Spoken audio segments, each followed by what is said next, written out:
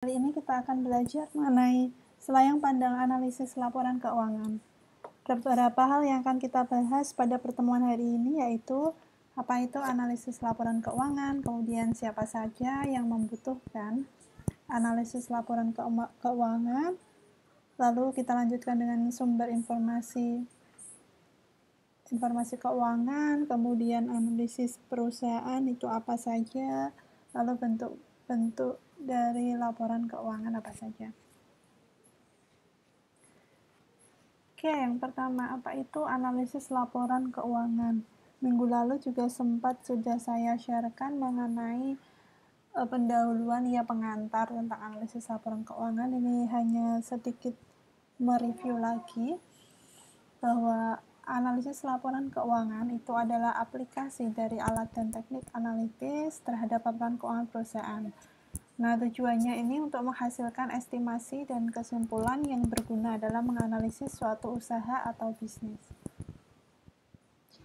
Gunanya apa sih analisis laporan keuangan ini? Setidaknya ini mengurangi ketergantungan terhadap firasat, tebakan, dan intuisi dalam mengambil keputusan. Karena kita mengambil keputusan ada dasarnya, yaitu dari analisis laporan keuangan, bukan hanya berdasar tebakan ataupun intuisi semata. Itu salah satu fungsi dari analisis laporan keuangan. Tentu banyak lagi fungsi-fungsi yang lain. Nah, siapa saja yang memerlukan analisis bisnis, ya, tidak hanya analisis laporan keuangan, tapi analisis bisnis secara keseluruhan. Tentu ada banyak pihak di sini, di antaranya investor, kemudian kreditur, kemudian ada manajer, analis merger dan akuisisi, kemudian auditor, baik internal maupun eksternal, kemudian direktur, dan stakeholder yang lain ada pemerintah, karyawan, pengacara, pelanggan, gitu ya.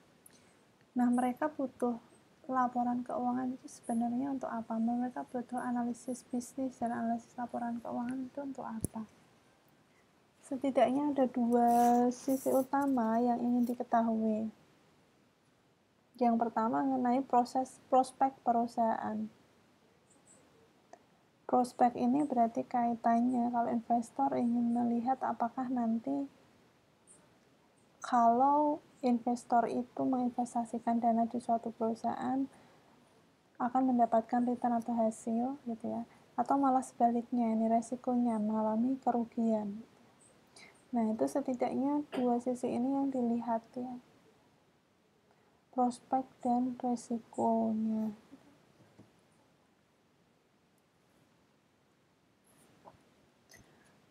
Lalu apa saja sih sumber informasi yang bisa digunakan untuk analisis bisnis? Secara garis besar terbagi menjadi dua, sumber kuantitatif dan sumber kualitatif. Nah, untuk mengingatkan mudah ya, kuanti berarti kaitannya dengan angka-angka, jadi contohnya ya laporan keuangan, kemudian statistik industri, indikator ekonomi, laporan perdagangan gitu ya.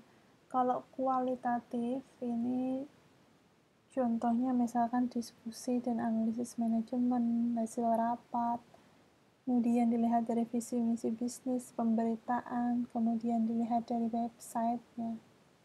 Itu contoh-contoh sumber informasi secara kualitatif.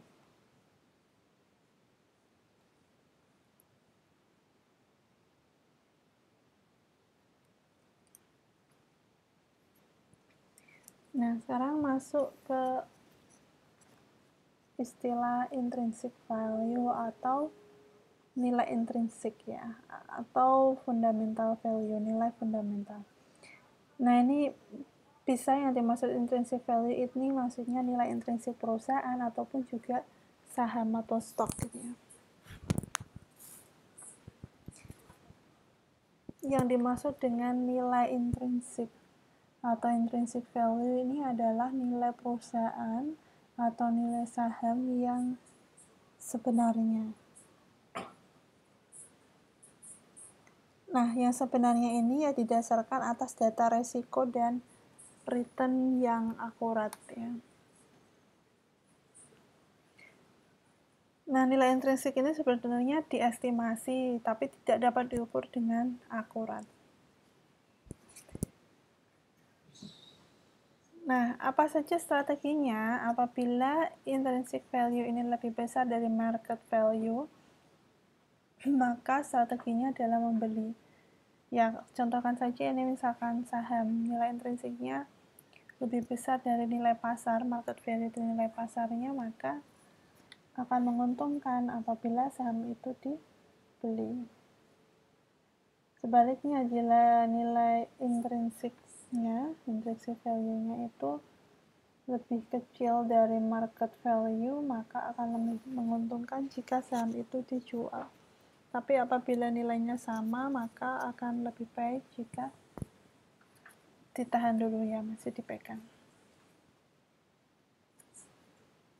Nah, piramida ini sebenarnya hanya menggambarkan proses bisnis, mulai dari proses analisis bisnis ya, mulai dari atas ini business environment and strategy analysis. Jadi analisis strategi dan lingkungan bisnis. Ini terdiri dari dua strategi besar, industry analysis dan strategi analysis. Jadi analisis industri dan analisis strategi. Nah, ini akan di breakdown menjadi 3, accounting analysis, financial analysis, dan prospective analysis.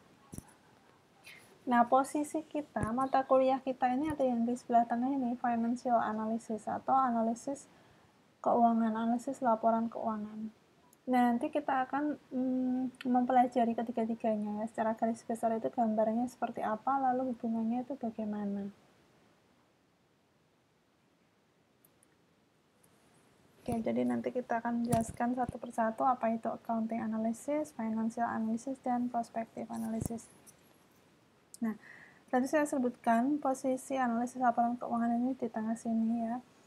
Ada profitability analysis, analysis of sources and uses of funds, and risk analysis atau analisis resiko. Ini analisis sumber dan penggunaan dana. Kalau ini analisis profitabilitas. Nah, analisis resiko ini akan menghasilkan cost of capital estimate atau estimasi biaya modal. Kemudian di prospektif analysis atau analisis prospektif ini akan menghasilkan intrinsic value. Nah, biaya modal atau cost of capital estimasinya ini juga bisa digunakan sebagai dasar intrinsic value.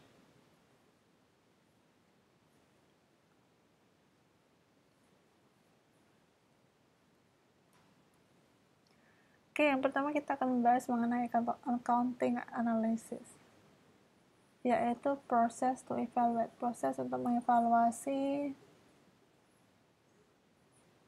dan adjust, menyesuaikan ya financial statement, laporan keuangan untuk bisa lebih merefleksikan kondisi ekonomi atau realitas ekonominya, kondisi nyatanya. Nah, comparability problems-nya atau problem perbandingannya ini bisa across firm atau antar perusahaan, and across time atau antar waktu. Jadi yang diperbandingkan perusahaan A dibandingkan perusahaan B, perusahaan C gitu ya. Atau bisa juga across time itu maksudnya tahun 2018 dibandingkan 2019 dibandingkan 2020 dan seterusnya. Atau dalam 5 tahun terakhir dianalisis itu juga bisa.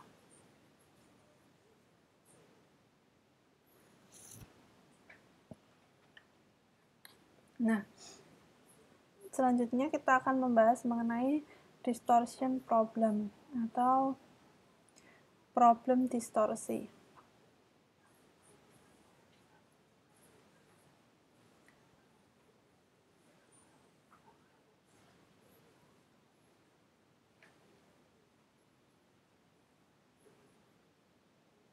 Nah, dalam analisis akuntansi, problem distorsi ini bisa muncul dari berbagai masalah gitu ya.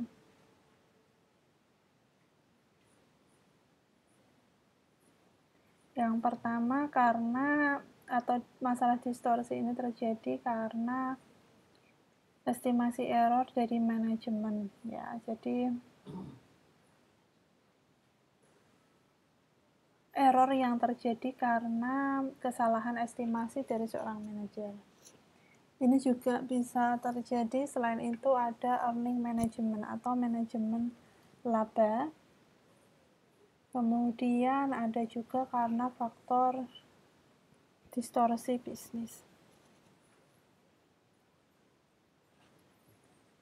Nah, ketiga hal ini bisa menimbulkan resiko akuntansi. Jadi misalkan seperti ini, manager estimation error. Jadi misalkan mengestimasi mengenai penyusutan barang.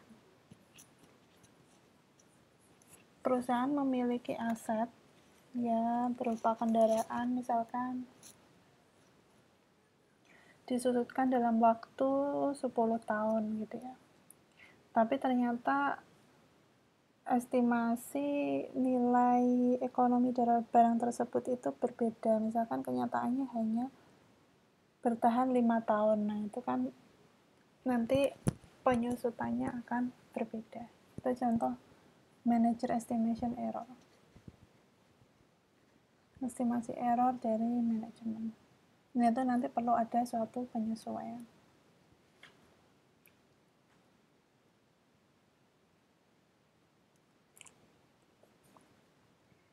Kemudian terkait dengan financial analysis atau analisis keuangan. Kalau di sini ini proses untuk mengevaluasi posisi keuangan dan kinerja menggunakan laporan keuangan. Jadi berbeda fokusnya dengan yang tadi. Kalau accounting analysis ini untuk mengevaluasi dan penyesuaian laporan keuangan untuk merefleksikan kondisi yang nyata. Tadi misalkan perusahaan mengestimasi nilai ekonomi dari asetnya 10 tahun misalkan, tapi ternyata hanya bertahan 5 tahun, maka perlu penyesuaian keberadaan aset tersebut gitu ya. Nah, kalau financial analysis ini untuk mengevaluasi posisi keuangan dan kinerja menggunakan laporan keuangan. Jadi kalau ini lebih ke melihat kinerja. Nah, secara garis besar ini bisa dilihat dengan analisis profitabilitas, analisis resiko, dan analisis cash flow. Kalau profitability analysis ini mengevaluasi return on investment, tingkat pengembalian investasi yang dilakukan perusahaan. Kemudian risk analysis ini mengevaluasi risiko perusahaan ya, atau creditworthiness, kelayakan kredit. Kemudian analisis of cash flow ini mengevaluasi sumber dan penggunaan dana, evaluate sources and deployment of funds. Nah, alat yang biasa digunakan dalam analisis keuangan ini ada rasio analisis, analisis rasio, dan cash flow analysis atau analisis cash flow.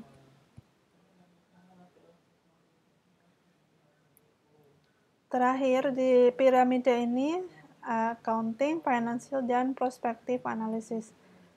Nah, kalau prospective analysis ini fokusnya adalah untuk memforecast atau memperkirakan nilai di masa depan atau future payoff-nya.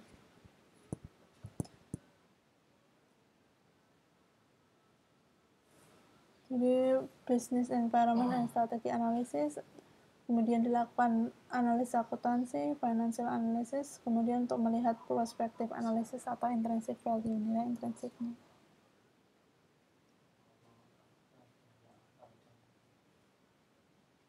Nah, ini dinamika dari aktivitas bisnis. Aktivitas bisnis ini terdiri dari ini sebenarnya bisa dilihat dari sisi neraca ya, ada investasi, kemudian operating, investing, financing, dan operating.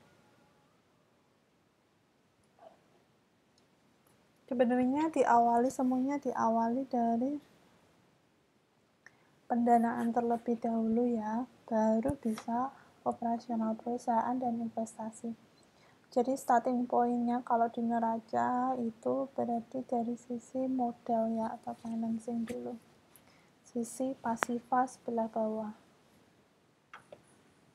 Nah, ke semua aktivitas bisnis ini perlu perencanaan atau planning. Nah, kalau dilihat secara timingnya, ini berarti beginning of period, mulai waktu awal, kemudian sampai ada ending of period. Nah, timing ini bisa tahunan, ya annual, bisa juga triwulan. Contoh laporan keuangan itu kan ada triwulan, kemudian semesteran, ada tahunan. Bulanan juga ada. Ya, tergantung ini. Awal bulan, akhir bulan berarti bulanan, awal tahun, akhir tahun berarti tahunan. Ini beberapa aktivitas bisnis, macam-macam ya, ini nanti bisa kalian dalami lebih lanjut ya. Penentuan harga, pricing, taktik, promotion, projection, dan seterusnya.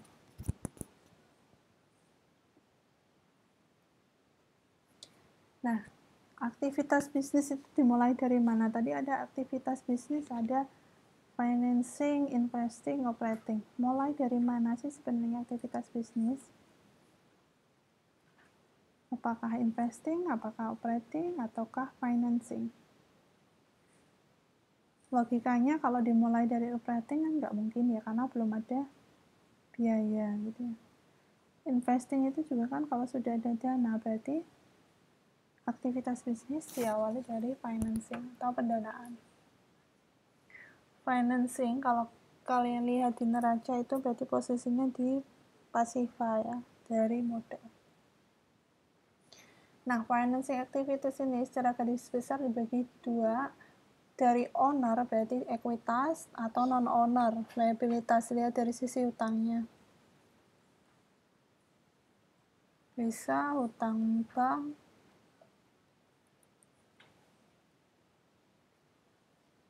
kalau ekuitas bisa dilihat dari, kalau berupa PT ya bisa dilihat dari saham.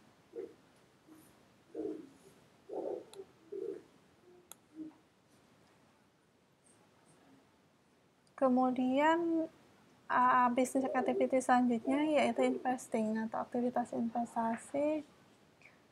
Ini buying resources, berarti membeli sumber daya, bisa juga selling resources atau menjual sumber daya. Ini harus seimbang antara investing maupun financing ya. Nah, investing ini kalau di neraca bisa dilihat dari sisi aktivanya.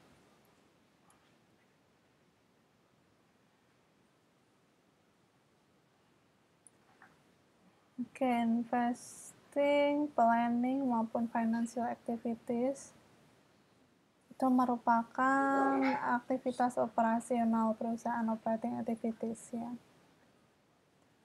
Operating activities ini dilihat dari revenue, pendapatan, dan pengeluaran atau expenses dari menyediakan layanan atau barang-barang yang dijual. Sehingga kalau di operating activities lihatnya adalah kalau di laporan keuangan tercermin dari laporan laba rugi. Jadi dapat disimpulkan bahwa laporan keuangan itu sebenarnya menggambarkan aktivitas bisnis perusahaan.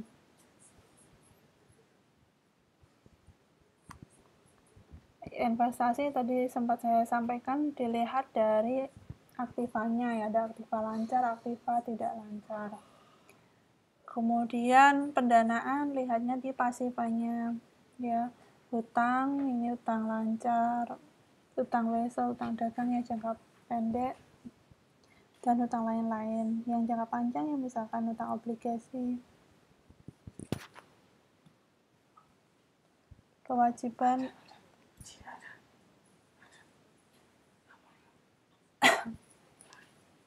kemudian dari sisi perencanaan, operasional perusahaan, lihat dari penjualan, HPP, biaya penjualannya adalah komponen-komponen dari laba bersih ya. Kalau yang tadi komponen neraca, investasi, bagian aset, pendanaan komponen neraca, bagian kewajiban dan modal atau hutang dan modal. Ya, yang nantinya juga endingnya selain neraca juga bisa masuk di laporan perubahan modal. Kalau dari sisi operasional, laporan laba bersih tadi bisa juga dibuat laporan arus kas. Oke, sebelum saya akhiri, mungkin bisa saya perlihatkan contoh laporan keuangan gitu ya, gambarannya. Nanti juga kalian akan menganalisis sendiri laporan keuangannya, hanya contoh. Tadi saya download di BEI ya, di ITX. Contoh punya PT Astra Agro Lestari. Ini laporan keuangan konsolidasi tahun 2018 dan 2019.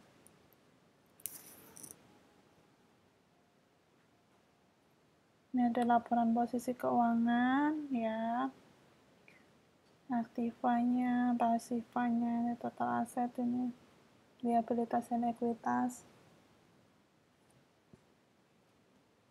Nah, kalau perusahaan TBK hampir sama semua bentuknya ya seperti ini biasanya.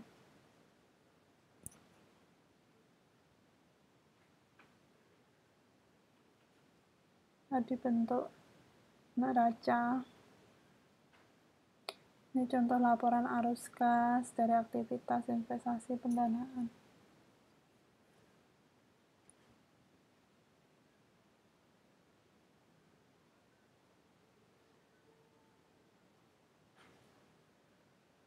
Ini ada laporan laba rugi juga. Ya. Oke, mungkin kalian juga nanti perlu mendownload sendiri dan coba melihat bentuk dari laporan keuangan itu seperti apa. Oke, sementara itu tadi penjelasan singkat saya. Terima kasih atas perhatiannya. Nanti kita lanjut diskusi di forum Elena dan juga bisa di grup gitu ya. Terima kasih. Assalamualaikum warahmatullahi wabarakatuh.